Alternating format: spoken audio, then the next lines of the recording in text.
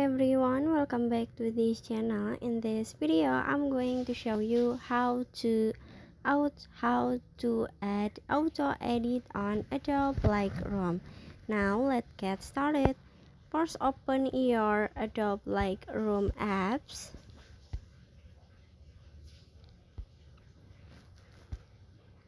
Okay, and then in here you can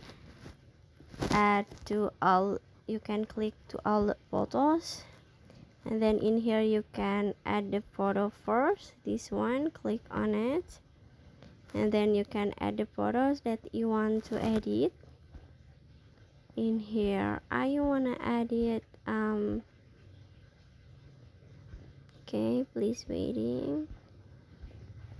Okay, device folder. You want to edit this one, so you just click on the add at the bottom. Now after this, in here you can click on the photo that you want to edit. This one, click on it, and then for add auto edit on Adobe Lightroom, in here at the bottom you can click on the auto. Just click on it, waiting, and finish.